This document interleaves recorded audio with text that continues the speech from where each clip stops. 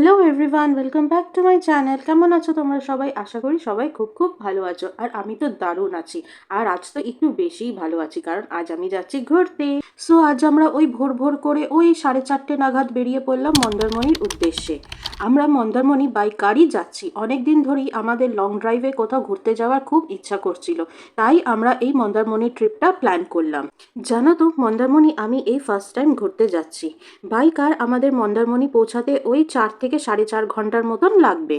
প্রায় 2 ঘন্টা ড্রাইভ করার পর আমরা একটা জায়গায় দাঁড়িয়েছি ফর আ টি ব্রেক। তো এখান থেকে বাবা মা চা খেলো আর আমি এই কিউট পুচিটার সাথে খেলছিলাম।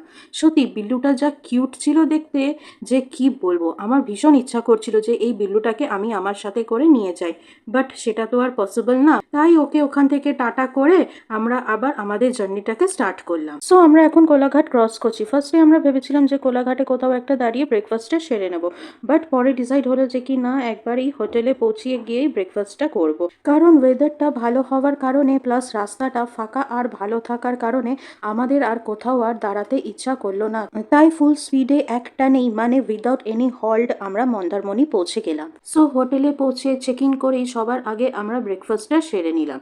ব্রেকফাস্টটা সারার পর রুমে যাওয়ার আগে আমি আমাদের হোটেলের ব্যাক সাইডে এলাম একবার। এখানে সমুদ্রের জলটা পুরো হোটেলের সামনে চলে আসে। তারপর আমি রুমে এসেই ঘুমিয়ে পড়লাম, কারণ সেই ভোর 2টোর সময় উঠেছিলাম, তাই ভীষণ ঘুম পাচ্ছিল। ঘুম থেকে উঠেই আমি আমাদের হোটেলের রেস্টুরেন্টে চলে এলাম লাঞ্চ করার জন্য। আজ আমি আমার লাঞ্চের জন্য একটা ভেজ থালি নিয়েছি, আর তার সাথে সাথে পমফ্রেটের ঝাল আর চিকেন কষাও নিয়েছি। আর এই সব কিছুর টেস্ট ভীষণই ভালো ছিল খেতে। যেমন মাছটা ফ্রেশ ছিল, তেমন চিকেনটাও। লাঞ্চ করে এসে আমি আবার ঘুমিয়ে পড়লাম। ঘুম থেকে উঠেই আমি এখন এসেছি আমাদের হোটেলের ছাদে। এখানে যা ঠান্ডা হাওয়া দিচ্ছিল যে কি বলবো, আমার তো চুলফুল পুরো উড়ে যাচ্ছিল। আর এই হোটেলের ছাদ থেকে সমুদ্রটা পুরো পরিষ্কার দেখা যাচ্ছে। সত্যি বেশ ভালো লাগছে দেখতে। সো হোটেলের ছাদে বসে আমি মা বাবা অনেকক্ষণ ধরেই গল্প করছি। আর উইদাউট চা কোনো গল্প কি জমে? তাই আমি একটুখানি রুমে গিয়ে চায়ের অর্ডার দিয়ে দিলাম। আমি আমার জন্য লেমন টি বলেছিলাম, আর মা আর বাবার জন্য মিল্ক টি। আর তার সাথে আমি ওনাদের এটা বলেছিলাম যে আমাদের চাটা যেন ছাদে দিয়ে যায়, যাতে আমরা এই ঠান্ডা হাওয়ার সাথে সাথে চাটাকেও এনজয় করতে পারি। তারপর ওই 8:30 নাগাদ দেখি খুব জোরে বৃষ্টি পড়ছে, তাই একটু বৃষ্টিতেও ভিজে নিলাম। জানো তো, আমার বৃষ্টিতে ভিজতে ভীষণ ভালো লাগে। সো এখন বাজে রাত 9:30, আর এখন চলে এসছে আমাদের ডিনার।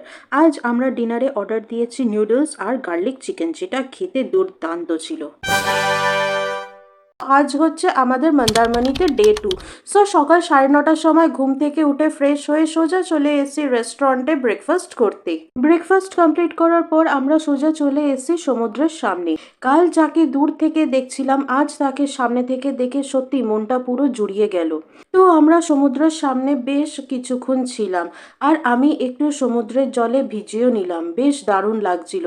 তারপর আরও ভালো লাগছিল, কারণ আজ একদমই রোদ্দুর ওঠেনি। না হলে এতক্ষণ এইখানে একদমই থাকতে পারতামই না। আর এই দেখো, আমি সমুদ্র থেকে কত কালারফুল শেলস পেয়েছি।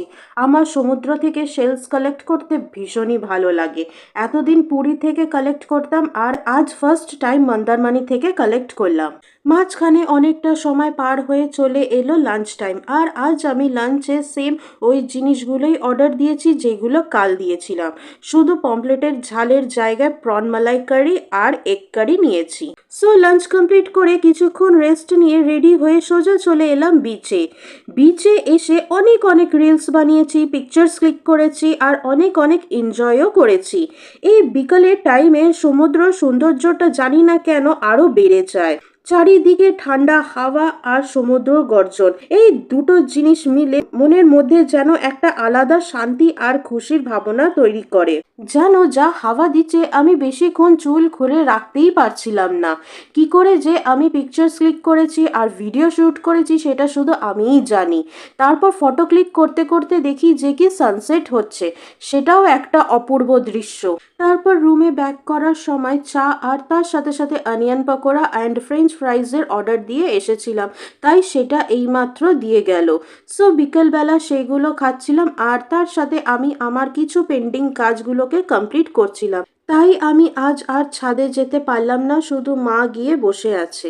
সো রাত 9:30টার সময় আমাদের ডিনারটা দিয়ে গেল। সো আজ আমাদের ডিনারে ছিল নুডলস অ্যান্ড চিলি চিকেন।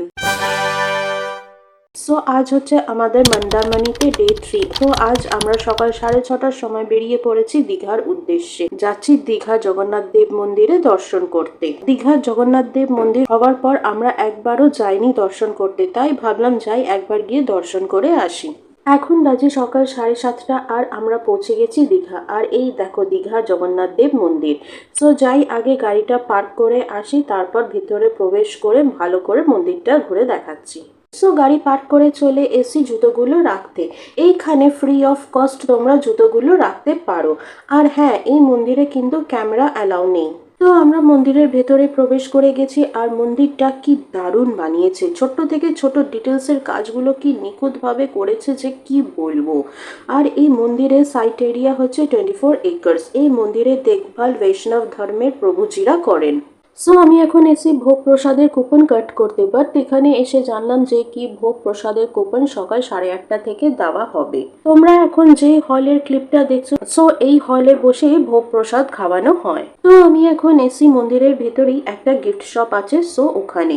আর এই শপে এন্ট্রি করতেই চন্দনের এত ভালো স্মেল আসলো যে কি বলবো। আর এই শপ থেকে তোমরা গিফটিং পারপাস বা পুজো পারপাস সব জিনিস পেয়ে যাবে। তাছাড়া গোপালের সুন্দর সুন্দর বস্ত্র, গোপালের সিঙ্গারের জন্য জিনিসপত্রও পেয়ে যাবে। আমি এখান থেকে একটা চন্দনের ইতর আর একটা আগরবাতি নিলাম। সো 8:30 বাজতেই এখন ভোগের কুপনও দেওয়া শুরু হয়ে গেছে। এখানে সকাল 8:30 থেকে 10:30 অবধি কুপন দেওয়া হয়। তারপর 10:30টার পর যদি কোনো কুপন অ্যাভেলেবেল থাকে সো ওটা দেওয়া হয়, না হলে না। ভোগ প্রসাদের জন্য 2 রকম কুপন পাওয়া যায়, একটা 150 রুপিস আর একটা 100 রুপিস। সো আমরা 3টে 150 রুপিসের কুপন কেটে নিলাম। তোমরা ভোগ প্রসাদ মন্দিরে বসেও খেতে পারো, আবার পার্সেল করিয়ে নিজের হোটেলে নিয়ে গিয়েও খেতে পারো। ভোগ প্রসাদ দেওয়ার টাইমিং হচ্ছে দুপুর 1:30 থেকে। আর এই মন্দিরে ভোগ বুফে সিস্টেমে দেয়। সো আমাদের কুপন কাট করা হয়ে গেছে। এখন আমরা যাচ্ছি মেন মন্দিরের দিকে। তার আগে পুজো দেওয়ার জন্য প্রসাদও নিতে হবে। তোমরা চাইলে প্রসাদ বাইরে থেকেও নিয়ে আসতে পারো, আবার মন্দিরের ভেতরেও অনেক জায়গায় প্রসাদ বিতরণ করে, সো ওখান থেকেও নিতে পারো। সো পুজো দেওয়ার জন্য প্রসাদ নেওয়া হয়ে গেছে। এখন যাচ্ছি মেন মন্দিরের দিকে পুজো দিতে। এই মন্দিরের বাইরে থেকে ফটোশুট ভিডিও শুট করতে পারো, বাট মন্দিরের ভেতরে ফটোশুট অ্যান্ড ভিডিও শুট একদম অ্যালাউ নেই, তাই আমি তোমাদের মন্দিরের ভেতরটা দেখাতে পারলাম না। সো আমাদের দর্শন করা হয়ে গেছে আর খুব ভালোভাবে দর্শন করেছি। প্রভুকে খুব কাছ থেকে দেখলাম আর আজ প্রভুকে খুব সুন্দর করে সাজিয়েছিল। তো আমি এখন মন্দিরের চারিপাশে ঘুরে ঘুরে দেখছি।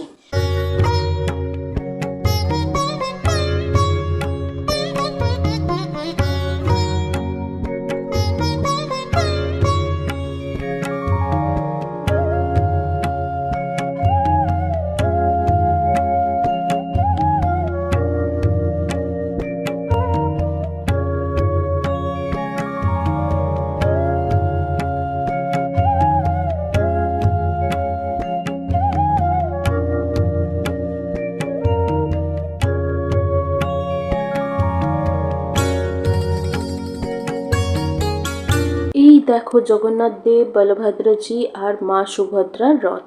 সো এখন বাজে দুপুর 1:40 আর এই দেখো আমি ভোগ প্রসাদ নিয়ে চলে এসেছি। আর ভোগের ব্যাপারে কি বলবো, ভোগ তো সবসময় অমৃত হয় খেতে। সো আমাদের ভোগ খাওয়া কমপ্লিট আর এখন আমরা বেরিয়ে পড়েছি মন্দারমণির উদ্দেশ্যে। সো আজকের ভিডিওটা